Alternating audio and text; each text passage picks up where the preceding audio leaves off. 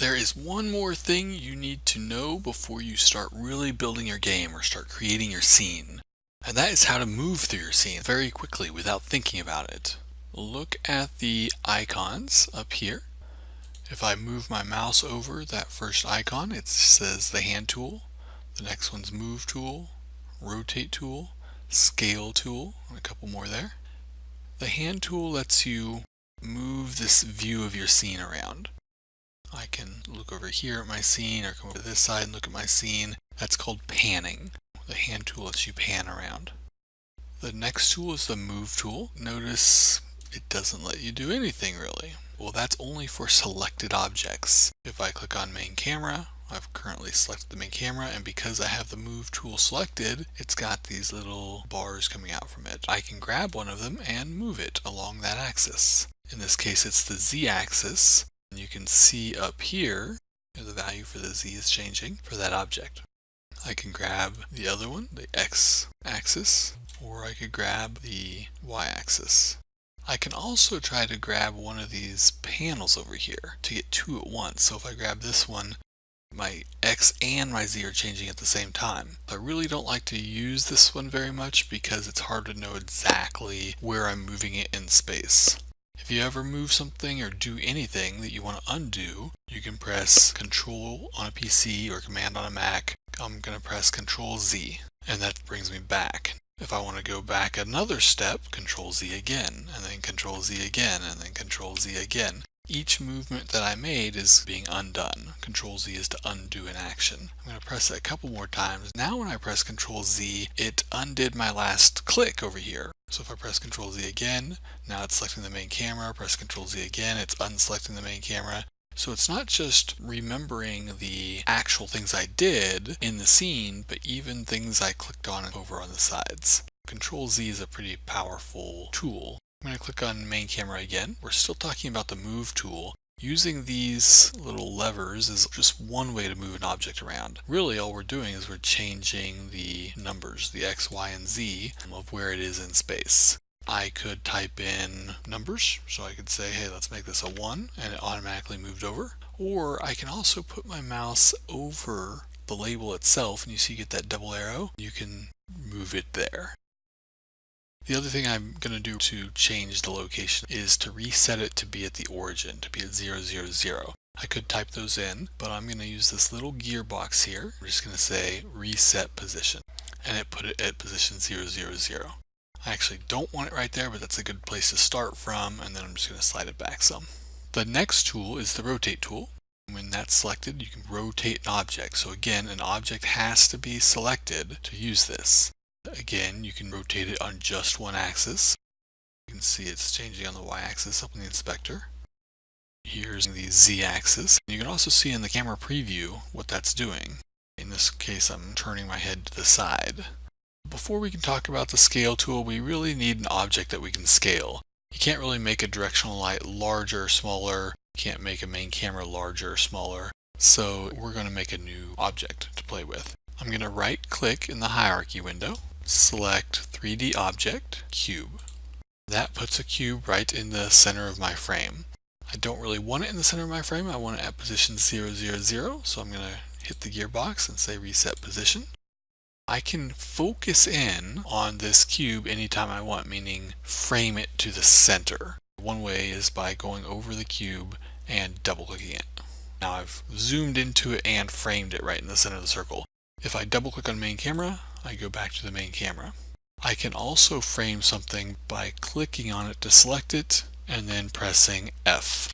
The F to frame something only works if your cursor is over the scene window. If I'm over here and I click on main camera and I leave my mouse over here and press F, nothing. It doesn't frame the main camera. If I move my mouse here and press F, it does. So if you don't want to have to move over here to get to something, you can just click on it, press F. The next tool we're talking about is the scale tool. Clicking on the scale tool there, and you can see that you've got these little blocks and it lets you scale it, makes it bigger or smaller.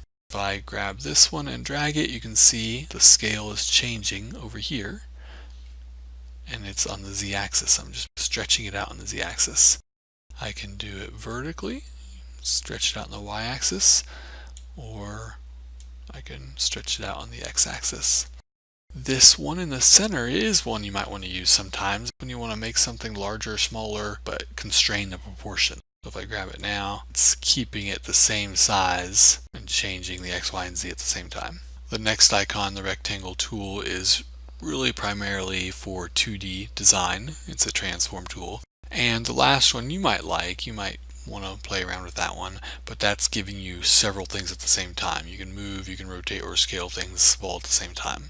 How do we select these things without going over and having to click on them? If you have a QWERTY keyboard, meaning that the first letters are Q, W, E, R, T, Y, then that's how you can remember these icons. You'll see them change as I press letters Q, W, E, R, T, Y. So if you want to switch to the hand tool, press Q. It just lets you quickly be able to pan your view.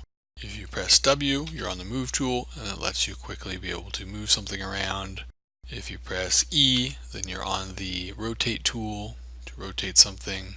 And if you press R, you're on the scale tool. There's a lot of things you can do with your mouse also. If you are just clicking with your mouse, left clicking, then you can click anywhere in the scene off of any object to deselect objects. So now there's nothing selected, or you can click on something to select it. I can also select more than one item, so I click and drag, and I'm able to select as many items as I want there. So right now I just selected all 3. Okay, instead of having to press Q or come up and click on the hand, you can also pan just by using your middle mouse button. So if you have a little middle mouse scroll wheel, you can press it down, so use it as a button, and now I'm panning. The right mouse lets you spin around your current view. That means when I right click and drag, I'm looking around my scene. My head is staying in one spot and I'm just looking around. And then how did I zoom earlier? That was my mouse wheel. Just kind of scroll in to zoom and scroll down and I'm zooming out. If I put my cursor in the top left and do that same thing, it's still not zooming towards my cursor. It's always zooming to the center of the frame or from the center of the frame. You can modify the functions of your mouse by using the Alt key. As soon as I press Alt, it goes to this little eye, and it lets you look around the scene, but this is different. It's not keeping my head in one spot, it's keeping the focus or the center of the screen in one spot. I'm orbiting. Alt left click is orbiting around something. So if I double click on the cube to focus on it, and then use Alt click, I'm orbiting around that one object. Alt middle mouse does the same thing as the regular middle mouse. It just changes to the hand tool. Alt right mouse lets you zoom in and out, and this is just like the zoom before. No matter where I click, it zooms to whatever I'm currently focused on. But the Alt scroll mouse wheel is kind of nice. If I use Alt and scroll, it actually zooms into wherever my cursor is. So if I put my cursor over here and scroll in, it zooms to that spot. And so it's just a really quick way to zoom into a particular space. There's of course shortcuts using the Control or Command key. Those are usually common throughout most programs, and there's no difference here. I've already shown you the undo. Control Z lets you undo something, but you can also copy and paste. So if I click on the cube and press Control C to copy and then Control V to paste, now I have another cube. Now where is it? Well, it copied and pasted it exactly in the same place. So if I used my move tool and dragged it over, now I've got them both right there. I'm going to right click on this cube one and delete. If I have the other cube selected, a quicker way to duplicate this instead of copying and pasting it is to use Control D, which duplicates something. Then I can move it around. I'm going to press Control Z to undo that, there we go. With the move tool selected, I could of course move this around very smoothly, or if I hold the control button down, it moves it in chunks. That lets you snap it to things a little easier. Another way to navigate through the scene is using the arrow keys. You can use the up key, the down key, the right key, and the left key. Instead of using the arrow keys though, to keep my right hand on the mouse, I like to use ASWD while you're holding the right mouse button down. So hold the right mouse button down, and if you press A, you go left, D, you go right, W, you zoom in, S, you zoom out, and Q, you go down, and E, you go up. Sometimes it's nice to go to a full screen view for your scene. That's using Shift Space. Bam, whatever the currently selected window is full screen now. Press Shift Space again and it's not. I have to click. Now I've selected the hierarchy window, and when I press Shift Space, there's full screen hierarchy. Shift Space, I'm back. So I hope this was a really good overview for the commonly used shortcut keys and hotkeys for making your workflow really fast.